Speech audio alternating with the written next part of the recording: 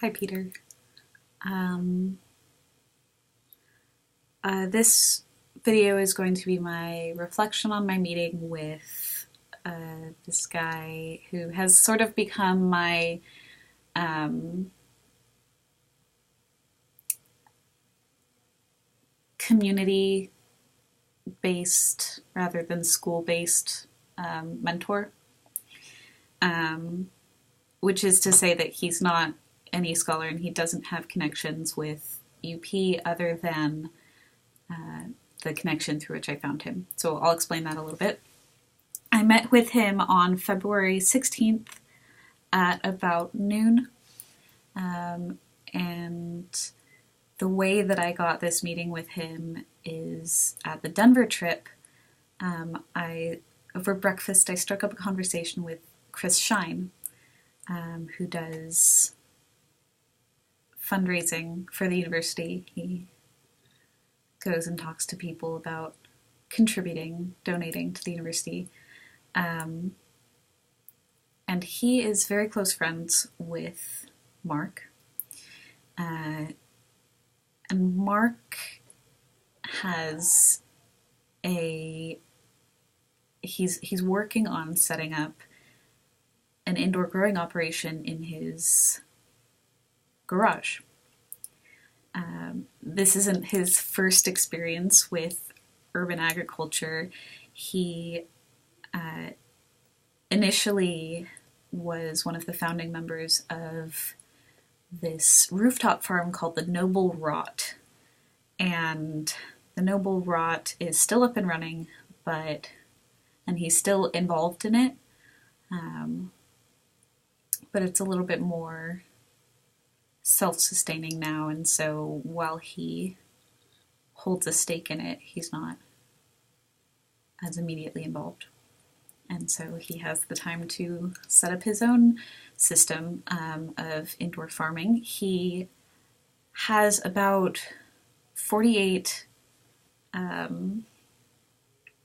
sort of baking sheet size boxes filled with microgreens in circulation, which he sells to restaurants. They trim the fresh microgreens still in the soil for whatever use they're whether it's a salad or a topping or something like that, whatever use they need it for. And then when it's all just stems and soil in the box, the Marc goes by the restaurant and picks it up and composts the soil with the root systems in the stems, sort of recirculates those nutrients, and then gets back into it and sells them in another box. And it's a really brilliant business plan, I think. He's not got a lot of expenses on his side after he's made the investment in the soil, because he's getting the soil and the boxes back, and really he's just making a huge amount of profit on the microgreens themselves. And he's just doing this out of his garage. So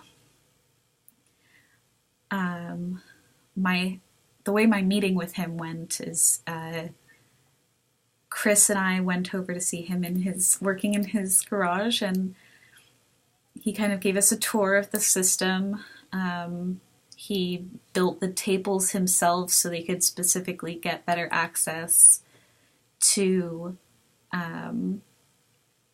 the various trays, and he had grow lights coming down over them, which he had positioned at the proper height for giving them those nutrients, and then giving them those photons, or however that works. And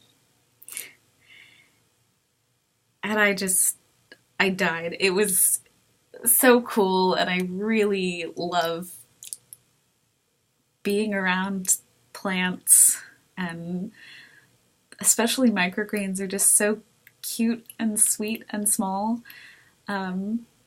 And he let me taste them, and they all had such rich and variant flavors.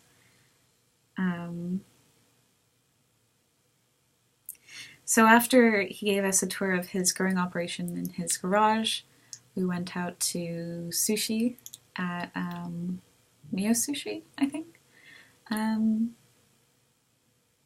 And we just had a lovely conversation about the importance of changing agricultural practices in order to free up farmland, or free up land that was formerly used as farmland back to its original use, whether that was whether it's a watershed area or a place where there used to be an old-growth forest, because a forest is so much more beneficial to the Earth's ecosystem than just having that land be used for farming, when we could be using it when we could be saving so much space for the natural environment by containing our agricultural square footage through the use of vertical farming. So we sort of went back and forth on, oh, but what if, what about this counter argument? And oh, but you could also raise this point. And it was really, we got along very well. And I will actually, this Wednesday, today is the 25th, I believe, March 25th. So this Wednesday I'm going to be going over and helping him set up some more grow lights that he ordered to expand his garage growing situation. And in that process, since he does his own woodworking stuff and has more experience than I do in that, he's been very gracious in offering to help me with planning to make my prototype with PVC pipe and tubing and that whole setup that I'm planning on, but don't necessarily know how to go about putting together, I guess. So I really, really appreciated this meeting that I had, and I learned a lot from it. And in using what I learned, I'm going to get a prototype out of it. He seems to be sort of the guy doing the simpler step to what I want to be doing. So he's doing urban farming, using grow lights, indoor farming, and then I'm wanting to say, okay, but instead of soil, let's use hydroponics. Instead of tables, let's use PVC pipes, that sort of thing. And I'm still trying to convince him that hydroponics are an equally viable way to growing plants as soil. So I'll keep you updated on that debate. But that's it. Thanks for listening. Bye.